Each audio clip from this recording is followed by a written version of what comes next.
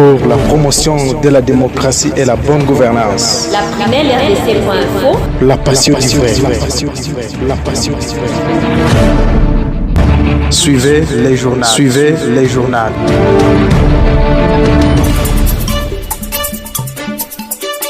Mardi 26 mai 2020, journal web sur la Prunelle RDC.info, les principaux titres. Au Sud Kivu, plusieurs affiches sur lesquelles on peut lire « Main propre, libérez Vital Kamerhe » ont inondé la ville depuis plus d'une semaine maintenant. Plus de détails dans ces journaux.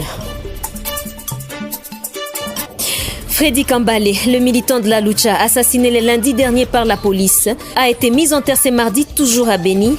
Nous y reviendrons avec notre permanent dans la région. Et au niveau national, le président de la République a réuni les responsables des services de sécurité pour préparer le prochain Conseil supérieur de la défense. Voilà tout pour les titres. Devant le micro, Gracieux Zouani.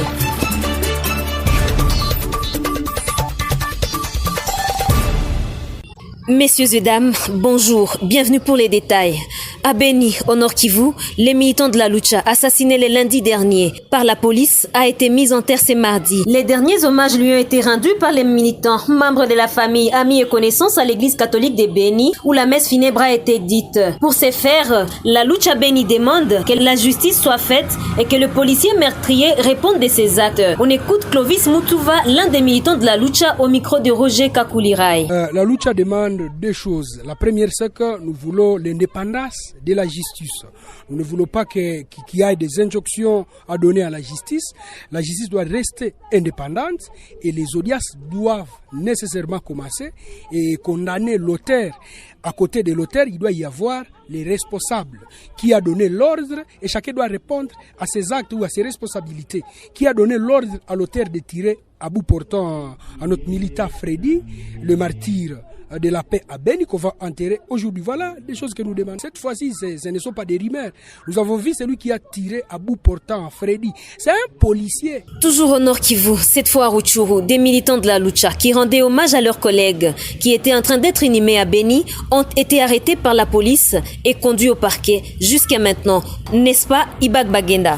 Selon la Lucha section de Rutshuru, ces militants ont été interpellés par les éléments de la police nationale congolaise alors qu'ils prenaient part aux activités pour rendre hommage à leurs camarades assassinés par un élément de la PNC la fois dernière à Beni. Ces derniers ont dit qu'ils ont marché en respectant la distanciation sociale et vêtus un masque depuis le parking de Vichumbi vers le commissariat de la PNC. Il faut rappeler que le militant de la Lucha, Freddy Kambale, a été tué par des éléments de la police nationale congolaise dans la ville de Beni alors qu'il manifestait aux côtés de ses camarades pour dénoncer les tueries dans la région. Il sera enterré ce mardi. Depuis, plusieurs voix se sont levées pour condamner cet acte en exigeant qu'une enquête soit diligentée afin de tirer les choses au clair. Et dans le même cadre à Bukavu, des militants de la Lucha se sont réunis au rond-point ISP, appelé désormais Place Lucha, pour se recueillir autour de celui qu'ils ont baptisé Martyr de la paix. Des dizaines de militants y étaient visibles et ont profité de l'occasion pour sensibiliser les passants sur la culture de la paix. Main propre,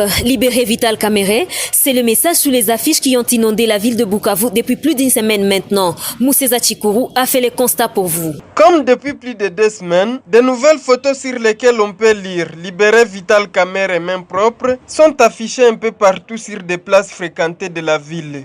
Un habitant rencontré sur place dans la soirée explique que c'est une démarche qui vise à s'exprimer pacifiquement sur la détention jugée d'arbitraire de leur icône, alors que pour l'instant rien ne l'accable, dit-il, dans un quelconque détournement. Celui-ci estime que c'est la première étape qui pourrait conduire à des actions encore fortes, car, soutient-il, ceux qui complotent contre Kamerhe aiment le désordre.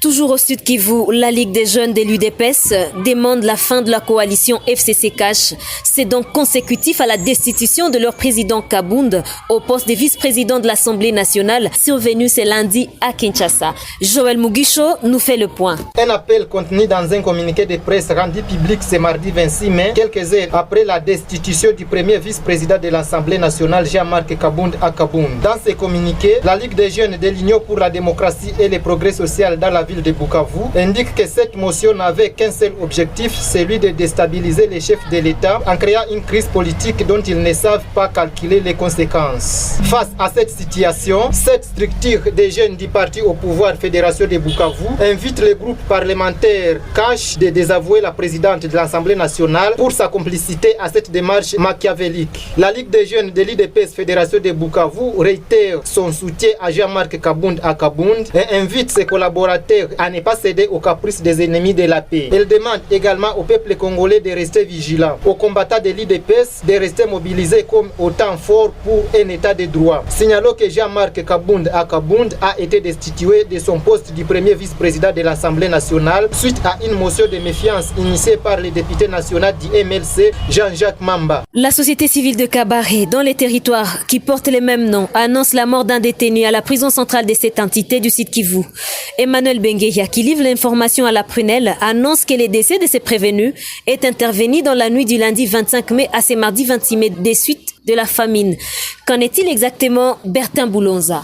Selon lui, la victime était transférée de Kamituga jusqu'à Bukavu avant d'être acheminée à Kabare où elle est partie rendre l'âme. Le détenu qui est mort à Kabare est donc originaire du Katanga, selon ses collègues détenus cités par la société civile locale. La société civile de Kabare indique que si rien n'est fait dans l'urgence, la prison de Kabare risque de perdre plusieurs détenus suite à la faim. Elle fait savoir que cette maison carcérale est sans nourriture depuis plus de 5 jours maintenant. La société civile de Kabare demande au gouverneur de secourir les détenus de la prison de Kabare et respecter sa promesse de $1000 qu'il avait faite lors de son passage dans cette maison carcérale il y a quelques mois. Plaide Emmanuel Bengueya. Contacté, le ministre provincial de justice au sud Kivu, Jospé Bitafouana, confirme le décès, mais pour lui, le détenu est mort de suite de maladie. Il indique que les rapports du médecin de l'hôpital de la prison centrale de Kabare lui parvenu renseignent que le détenu était malade depuis un temps. Signalons que cette mort dans la prison de Kabare n'est pas la première.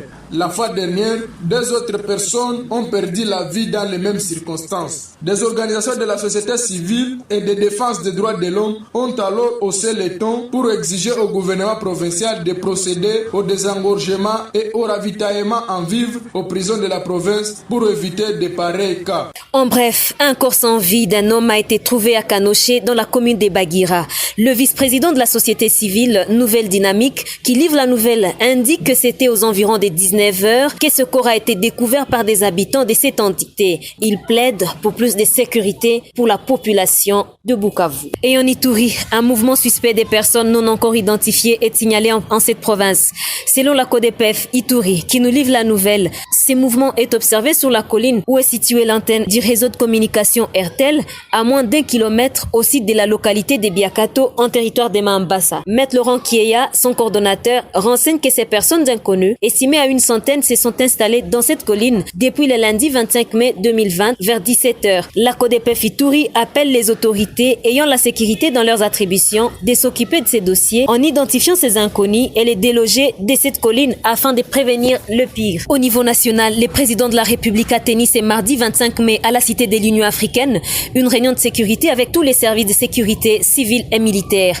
Le ministre national de la Défense, qui s'est livré à la presse après cette rencontre, fait savoir que ces assises avaient pour objectif de réfléchir profondément sur la question de la sécurité en République démocratique du Congo et préparer le prochain Conseil de la Défense nationale. Celui-ci renseigne qu'ils vont se réunir ce mardi 26 mai autour du vice-premier ministre et ministre de l'Intérieur afin d'approfondir ensemble des instructions du président de la République et le Conseil supérieur de la magistrature ont mis à leur disposition. Pour finir ce web journal, notons que la République démocratique du Congo a enregistré ce lundi 25 mai 2020 106 nouveaux cas confirmés de coronavirus. C'est ce qu'a rapporté le traditionnel bulletin épidémiologique quotidien de la riposte. Le total, le cumul des cas depuis le début est de 2403, dont 2400 cas confirmés et 1 cas probable. Cette province sont jusque-là touchées. Il s'agit de Kinshasa, l'épicentre de l'épidémie avec 2198 cas, le Congo central avec 165 cas, le Haut-Katanga avec 17 cas, le Nord Kivu avec 15 cas, suivi du Sud Kivu avec 4 cas. En bas de l'échelle, on trouve 2 cas pour l'Ituri et 1 cas pour le Kwilu. Fin de ce web journal.